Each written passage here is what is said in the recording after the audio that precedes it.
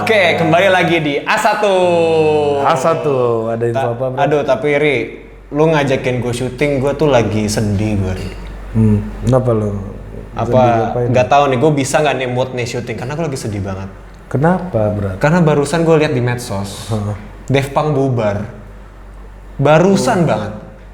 Gila ya, Daft Punk bubar ya. Daft Punk bubar cuy. Kayaknya nggak banyak yang tahu Daft Punk di sini apaan. Mau masa nggak tahu?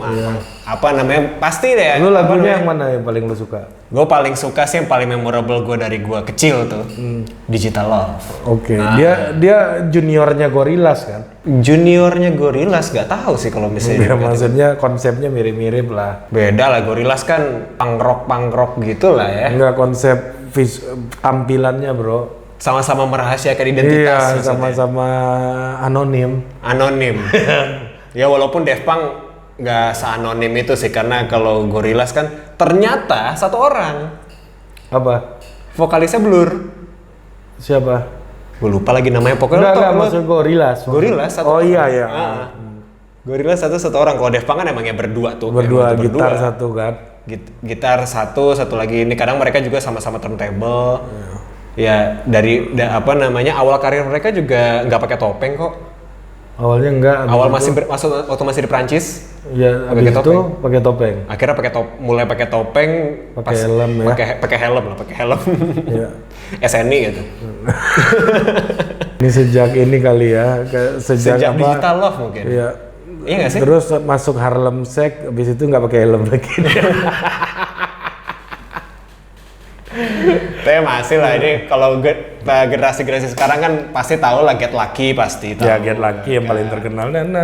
Kemarin menang Grammy cuy. Iya kan? Ya, gue taunya lagunya Daft Punk itu doang. Get Lucky. Iya.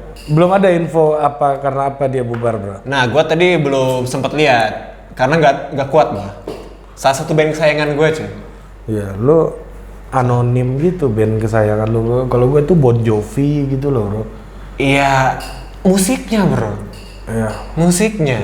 Memang di politik memang banyak orang yang mengikuti anonim gitu loh bro. Jadi lu nggak siapa politisi pakai helm? Capek. Maksud gua bukan politisi, di dunia politik akun doxing istilahnya kan. Mereka nggak menunjukkan identitasnya tapi membuka identitas dan data pribadi orang lain gitu. Oh iya. Itu sering banget loh terjadi. Gua paham itu. Karena kalau di musik boleh ya anonim gitu ya. Kalau di politik di Amerika nggak boleh bro. Lu kalau ngina orang harus tulisin nama lu di situ. Di politik? Iya. Walaupun yang akun medsos anonim itu? Iya, apa namanya, kalau misalnya dia ada yang lapor lu bisa ditindak. Oh iya. Tapi nggak banyak juga sih kayaknya yang lapor ya gitu.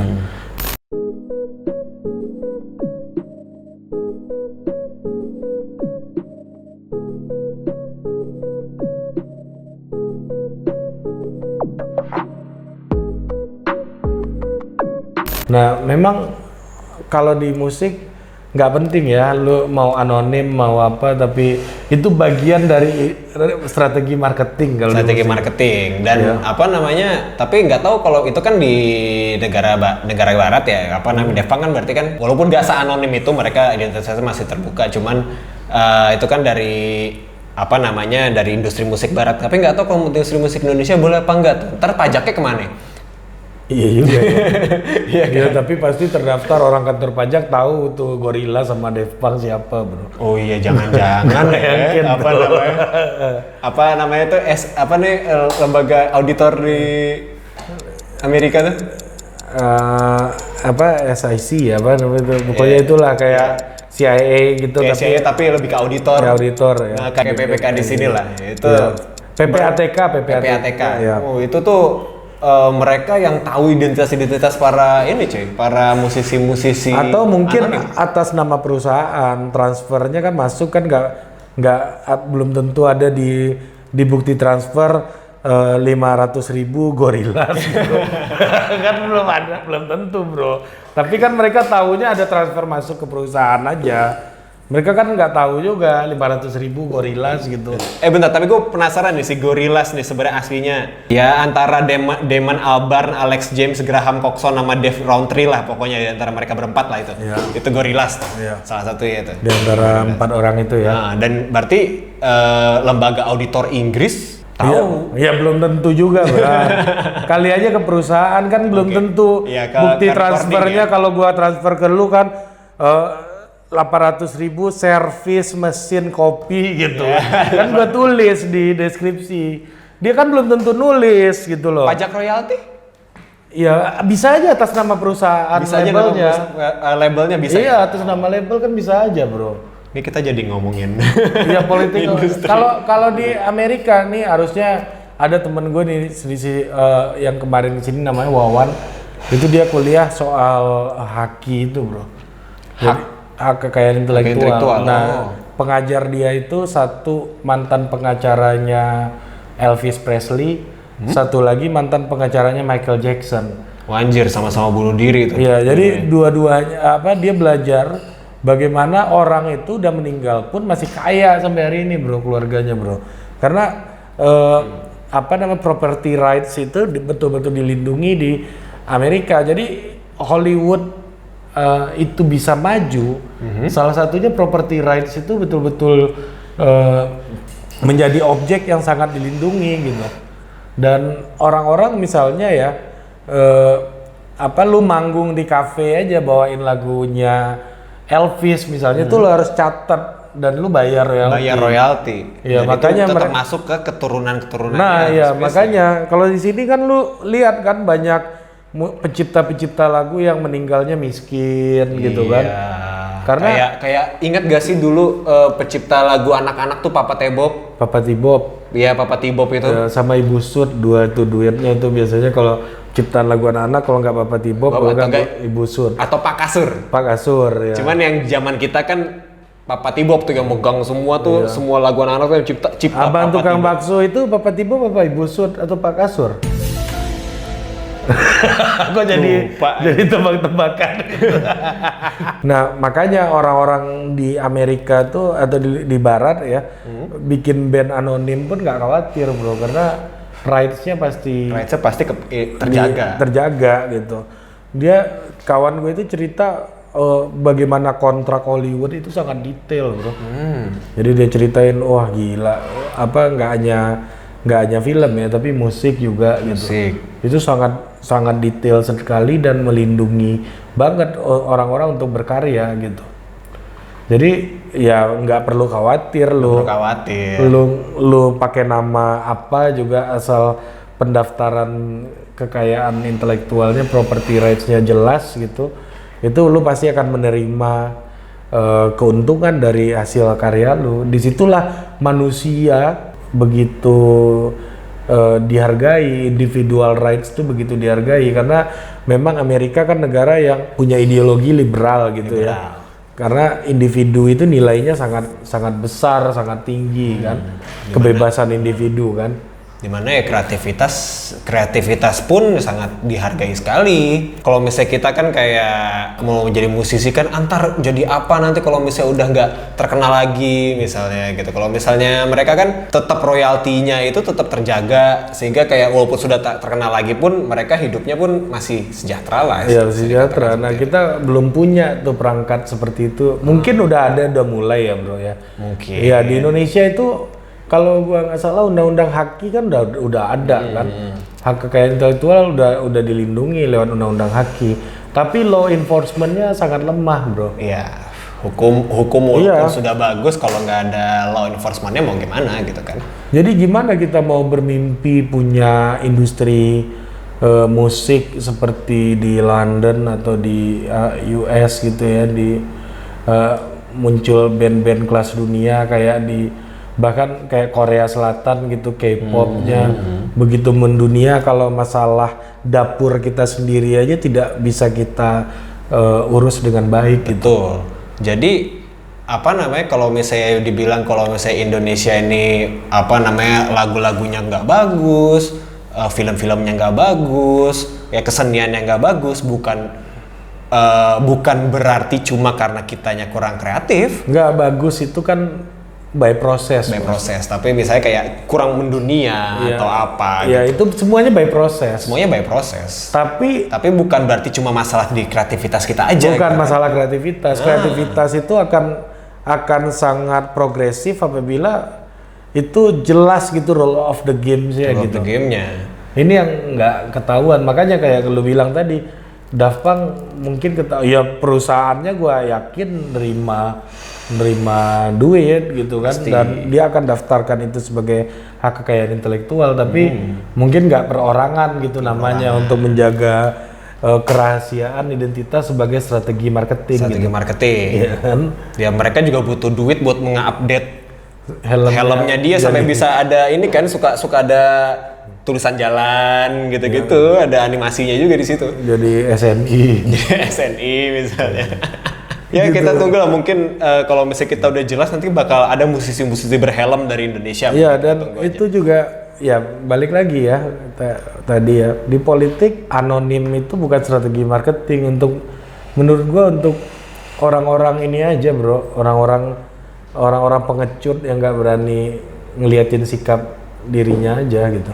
Iya. Itu ini maksudnya ngomongin yang ini kan. Kalau di politik ya bedanya di politik sama di seni gitu. Di seni. Kalau di seni di musik kayak Daft Punk, Gorillaz itu kan part of the show and part of the marketing strategies gitu. Anonymous itu kan bagian dari style, bagian dari gimmick gitu ya untuk jadi strategi marketingnya juga. Untuk supaya laris dan itu membangun curiosity dari orang-orang sehingga orang memenuhi curiosity-nya untuk membeli itu untuk memenuhi curiosity-nya. Untuk mendapatkan experience misalnya konsernya Gorillaz ada layar-layar kayak gitu kan. Ada bahkan sempat ada hologram mereka. Hologram. Itu kan bagian dari membangun curiosity dan orang akan beli itu untuk memenuhi curiosity-nya itu. Untuk melepaskan dahaga penasarannya gitu. Dan di sini pertama kali bisa dibilang kalau justru ketika anonymity itu menjadi identitas. Iya. Yang sangat kuat pula. Sangat kuat. Beda di politik. Di politik menurut gua adalah orang-orang pengecut itu anonim pakai akun shadow, pakai akun kedua, akun ketiga itu. Lu kalau memang lu berani ya omongin aja. Gue total politik, gue pasang muka gue. Gue ngomong sikap gue kayak apa. Sama gue juga pasang muka. Pasang muka. Gak ada gue punya akun anonim di handphone gue satupun. Iya ngapain sih kalau misalnya mau bikin akun anonim terus itu mau ngomongin politik atau mau cari FWB. Itu cuma buat orang-orang ini sih menurut gue mau nyalahin orang lain tapi nggak mau diserang balik gitu, pengecut sih menurut gua. Demokrasi itu memang melahirkan orang-orang berani men-challenge kekuasaan yang established gitu, tapi juga melahirkan orang-orang pengecut gitu yang nggak mau memperlihatkan dirinya itu siapa, tapi kita udah tahu dia itu bekerja untuk siapa gitu. Iya, jelas. Lu ngapain anonim gitu loh. Dari dia ngatain siapa berarti membela siapa gitu kan. Iya, jelas ngapain sekali. Lu anonim? Orang udah tahu lu kerja buat siapa kok gitu. Iya, nggak mau diserang balik. Iya, pengecut, nggak mau berkorban, bro. Mau berkorban. Iya, ibaratnya pengen ikut main tapi nggak mau kena gitu loh. Betul. Kayak bocah-bocah gitu pengen lempar temennya pakai air comberan tapi nggak mau disiram balik gitu. Kayak gitu kelakuannya. Itulah seni musik itu seni. Politik tuh perang coy. Lu kalau ngumpet-ngumpet doang gimana caranya lu menang gitu kan. Iya, maksudnya ya bukan masalah menang sih berat. Ya, tapi memberikan pengaruh lah. Iya, lu mendapatkan kemenangan lu dengan cara-cara yang nggak mendidik gitu loh bro. Itu kan orang-orang yang nggak berani. Zaman dulu tuh lu tahu Secret Admirer. Iya kan? Tiba-tiba ngasih surat Secret Admirer. Surat di dalam laci meja gitu, tapi nggak mau buka identitas gitu kan. Ya dia tahu perasaan lo tapi dia nggak tahu lo. Iya. Lu nggak akan pernah pegang tangannya, udah. Ya lu taruh doang, abis itu lu nggak mau menunjukkan diri lo. Iya, lu nggak akan pernah pegang tangannya dia, udah. Nggak akan jadi apa-apa itu. Nggak bakal lu apa namanya naik sepeda bareng kayak Dilan gitu, nggak bakal. Nggak bakal. Mungkin lu akan terpenuhi hasrat sementara lu gitu, tapi ya udahlah, ya hasrat sementara lu itu aja udah. Nggak akan pernah jadi milik lu udah. Ya lu ngarep dia langsung tahu gitu, lu nggak tulis nama lo di surat itu, langsung ngarep tahu kalau misalnya dia itu lo gitu yang nulis, nggak bakal. Terus lu sosok misterius gitu. Sosok misterius. Dalam hati itu sebenarnya aku gitu. Ya nggak akan didengar sama dia udah. Jadi di politik juga gitu, lu mungkin dapat uang, kepuasan sementara, tapi untuk dalam jangka panjang lu nggak pernah akan dihitung, bro. Bener. Lu cuma dapat duit aja udah. Dapat duit buzzer ya. Iya, habis itu lu dilepeh. Besok ada orang yang lebih canggih daripada lu, dia akan bayar lagi orang yang lebih canggih daripada lu. Dan yang berani pasang muka bahkan. Iya, bahkan ya sekarang banyak yang berani pasang muka yang mau dibayar lebih murah. Gitu. Jadi gitu loh. Jadi buat apa gitu lu taruh, jangan iya kalau dia mikirin ini siapa sih yang kirim ini, siapa sih, iya kalau mikirin. Kalau enggak, anjir nih annoying banget nih orang nih, annoying banget nih. Ya contoh dari lu, kalau misalnya lu tiba-tiba di laci lu ada surat cinta, nggak ada namanya, apa yang bakal lo lakukan? Gue sih ini bro, lapor polisi. Insecure. Ya, aduh ngeri banget gitu loh. Ada stalker gitu. Iya, ngeri banget. Nah, ini lagi banyak banget lagi orang percaya sama akun-akun doxing. Ini ada yang percaya gitu. Kalau gua nggak, followersnya banyak-banyak juga. Iya, gua nggak mau percaya gua sama begituan.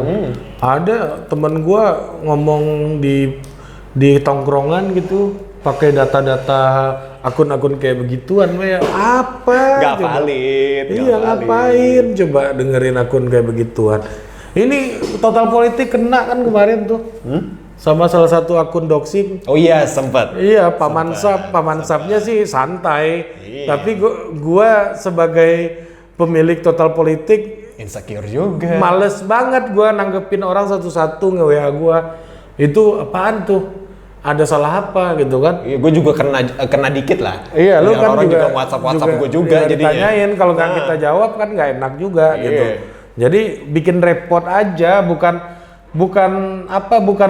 sakit hati atau insecure atau apa, cuma lu nambahin kerjaan gua men gitu, kerjaan gua udah banyak gitu. Nah, gara-gara itu gua akhirnya nambah kerjaan lagi, ngejawabin WA orang, kalau nggak dijawab tersinggung gitu kan.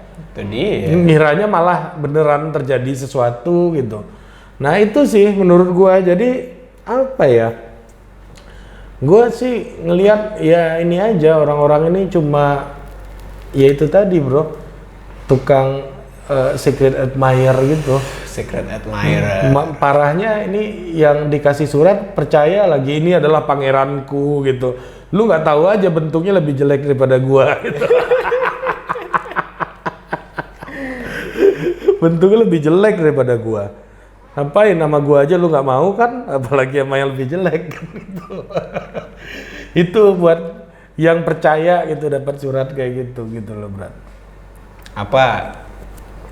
Itu bedanya anonim dalam musik dan dalam politik sih menurut gua. Jadi bisa kita simpulkan, Ri. Kalau misalnya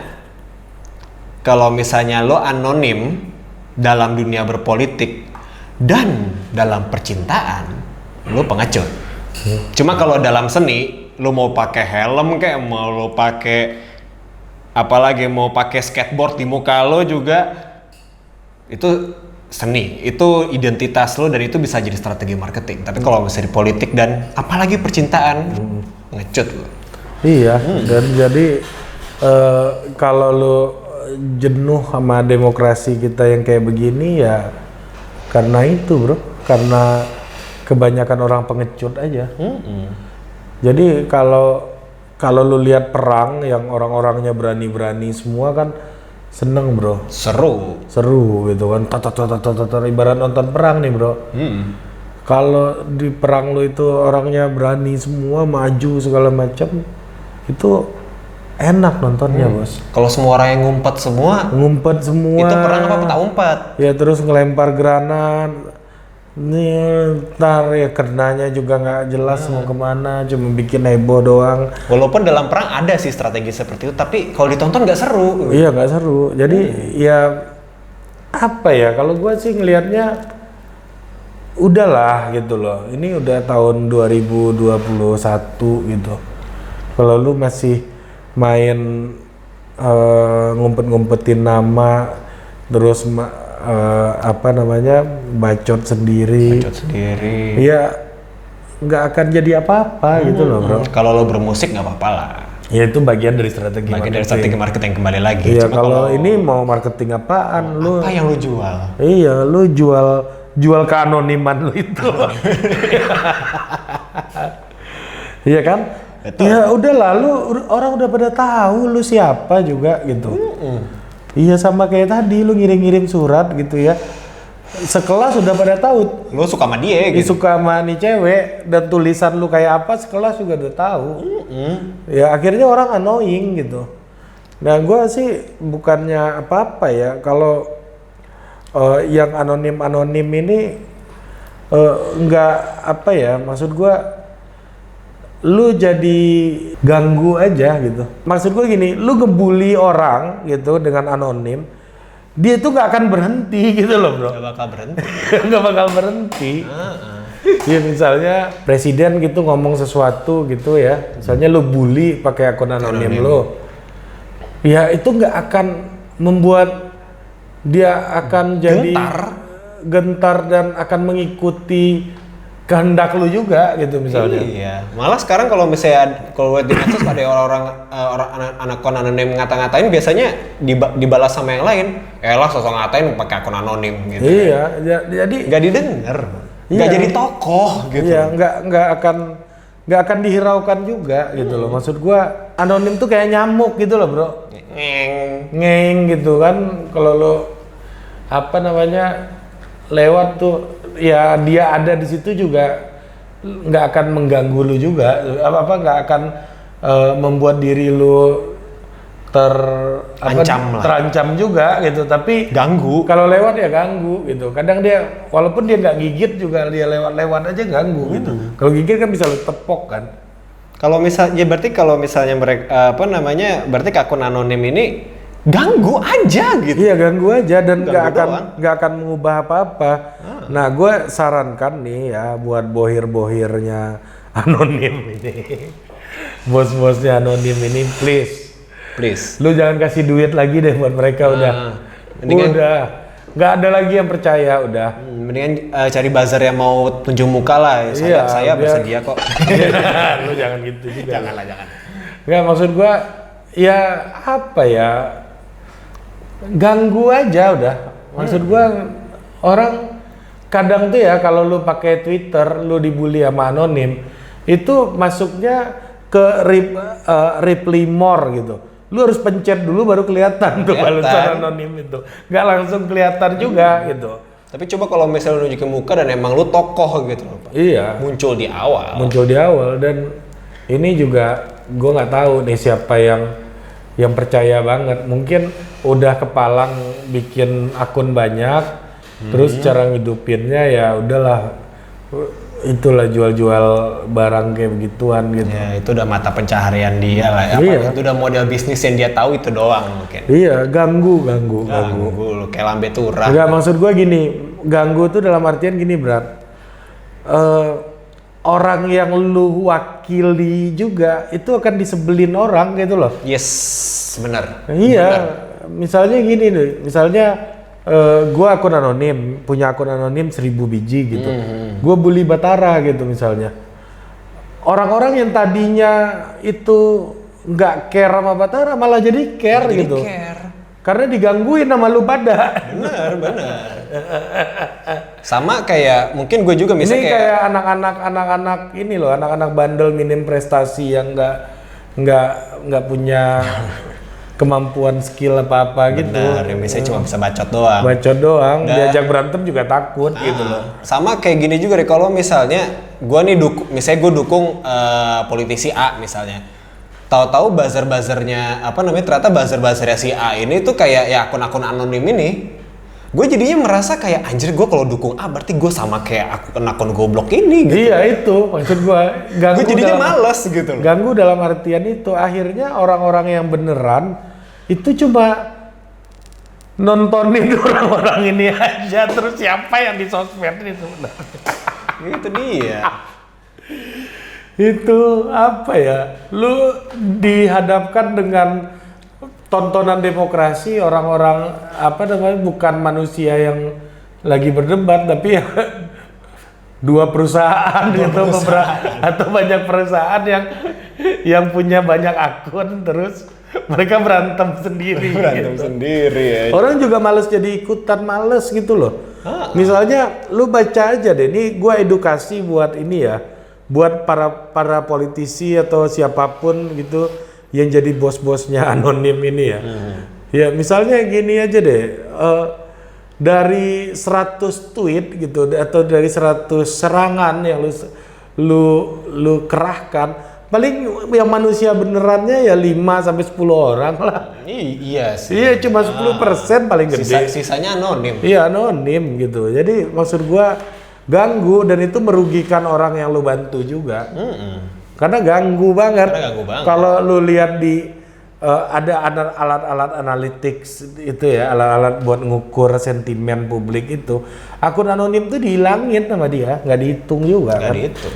Jadi menurut gua sih ya ganggu ini bukan berarti orang yang lu serang menjadi terganggu aja, tapi orang yang lu belain juga akan jadi terganggu gitu. Juga. Nah makanya efeknya negatif juga ke. Efeknya negatif. Ya menurut gua sih hari ini lebih berharga lu punya 10 orang tapi betul-betul loyal sih daripada lu punya 1000 akun yang nggak jelas gitu. Punya 10 orang betul-betul loyal, orangnya ketahuan, rumahnya di mana, siapa dia, kalau berantem pun berani nyamperin kantor polisi gitu misalnya. Ya. Kalau di politik gua lebih hari ini ya lebih appreciate sama orang-orang kayak begini daripada lu punya 1000 akun anonim buat apaan gitu loh. Bahkan gue lebih senang orang di Twitter gitu jualan Netflix dibandingkan akun anonim gitu. Iya, akun anonim apalagi politik ya. Ya jadi merugikan sih menurut gua. Merugikan banget gitu loh, Bro. Merugikan juga buat yang lu belain. Nah, makanya di sini nih gue yakin nanti gue akan diserang nih sama pengusaha-pengusaha anonim nih. Iya, pasti. Nanti akun anonim akan menyerang kita. Iya, nggak apa-apa. Nggak apa-apa, kita punya Mas Topo. Iya, punya Mas Topo yang manusia asli gitu. Manusia asli dan ada di grup WA semuanya. Apa lu? Apa lu? Lu paling cuma 100 akun, orangnya cuma 3 orang paling. Iya. Emang kuat perusahaan lu bayar 10 orang? Enggak lah. Gue yakin nih kalau gue dibully nih, Brad, Mas Topo pasti belain. Pasti. Iya. Gue aja dibully satu orang, tuh orang dibully sama ribuan Mas Topo lah. Iya. Ribuan ya. Banyak Mas Topo lah. Iya, Mas Topo ada di grup WA, bisa gue cek orangnya. Iya kan? Ini akun anonim apa itu akun anonim? Jadi para Mas Topo siap-siap bertempur nanti di komen ya. Nggak perlu ditanggepin lah. Itu paling 10 komen mereka orangnya cuma 2 kok. Iya, satu orang megang 5 akun. Iya, punya 5 akun, cincong. Buat gue bukan benci sama lu ya, tapi bro, yang punya perusahaan akun anonim ini please, lu upgrade lah usaha lu. Iya. Kalau ini 2012 tuh laku banget lu. 2012 lu pionir tuh. Tapi kalau sekarang masih jualan yang sama, ya buat gue sih apa ya? Udahlah jualan Netflix aja lah. Serius.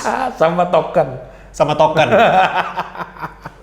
lebih berguna loh itu. Ya, lebih berguna halal, loh. Bro. Lebih halal dan berguna. Lu pernah nggak berpikir kalau mata pencarian yang lu kasih ke orang tua lu kasih ke anak lu, itu berkah atau enggak gitu? Itu. Ini apa namanya, duit hasil lu cuma jadi ganggu doang tuh. Ganggu orang tuh berkah nggak? Ya kayak ini bro, apa namanya, orang lagi makan bang saya baru keluar penjara bang gitu.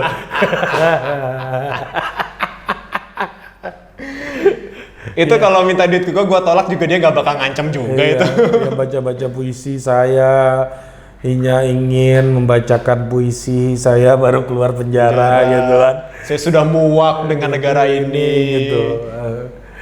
Ganggu aja. Gak hebat banget lu gak hebat bro. Gak jago-jago amat, cuma ganggu aja.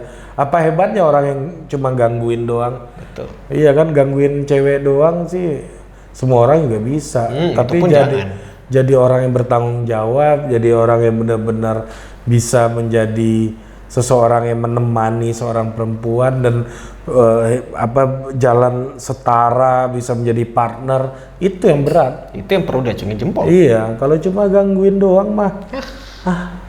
Cuma naruh surat di laci. Orang creepy yang ada. Orang nggak lulus SD juga bisa. Gitu. Nanti gue dikomplain sama orang yang nggak lulus SD deh. Enak aja lu. Gue nggak lulus SD tapi gue bertanggung jawab. Gue nggak lulus SD, istri gue 5 lah. Mampus lu. Gue nggak lulus SD tapi gue bisa jadi partner yang berpikir, ya berarti lebih jelek lagi tuh orang-orang yang anonim itu. Itu lebih parah lagi daripada mereka. Lebih parah ya itulah pokoknya. Itulah. Capek juga ngomongin orang ganggu ya. Iya ganggu. Lama-lama kita ganggu juga deh bro. Iya makanya. Sampai jumpa lagi di A1 berikutnya. Dadah.